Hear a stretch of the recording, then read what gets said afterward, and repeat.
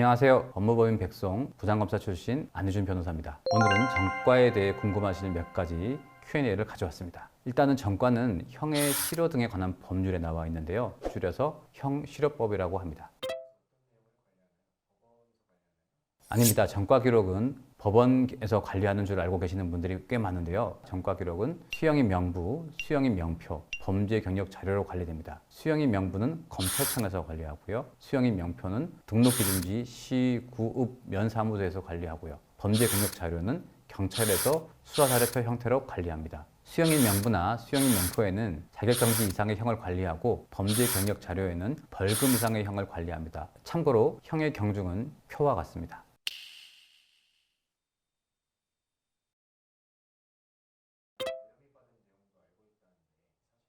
네, 맞습니다. 수사가 개시되면 경찰은 범죄 경력 조회뿐만 아니라 수사 경력 자료 조회도 해서 수사 기록에 첨부합니다. 수사 경력 자료에는 경찰이 불송치하거나 검찰이 불기소 처분한 수사 자료표가 포함되어 있습니다. 그렇기 때문에 경찰이나 검찰은 피의자로 조사하는 사람에 대해서 과거 조사받은 모든 사건의 결과를 알고 있다고 보면 됩니다.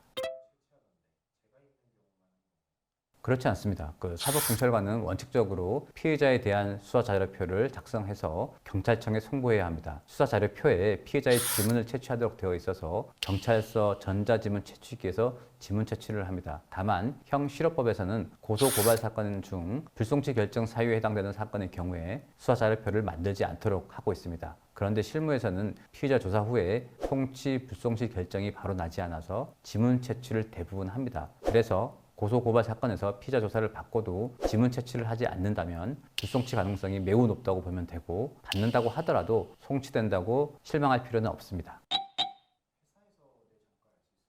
대부분 모를 겁니다. 수사자료표에 의한 범죄 경력 자료와 수사 경력 자료 회보는 아주 민감한 개인정보라 형실효법 등의 법률에서 정한 경우만 가능하고, 가능한 경우에도 조회 목적에 필요한 최소한의 범위에서만 할 수 있습니다. 즉, 공무원을 채용할 때나 아동 청소년 관련 기관에서는 법률에 근거해서 가능하지만 법률에 특별한 규정이 없는 대부분의 회사는 불가능하다고 보면 됩니다. 궁금하시면 형실효법 제6조 1항이나 아동 청소년의 성보호에 관한 법률을 꼭 확인해 보시기 바랍니다.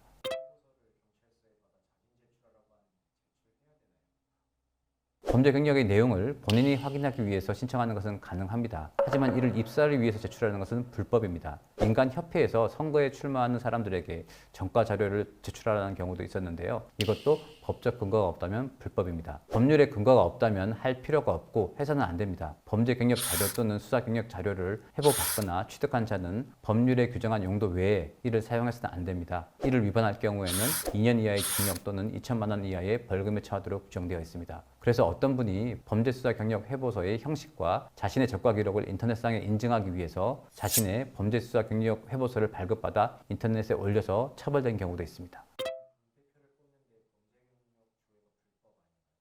그건 아닙니다. 법률에 특별한 규정이 있는 경우 가능하다고 말씀드렸는데요. 공동주택관리법 제16조의 아파트 선거관리위원회 위원장은 동별 대표자 후보자의 자격 충족 여부와 결격 사유 확인을 위해서 후보자의 동의를 받아서 확인할 수 있도록 되어 있습니다.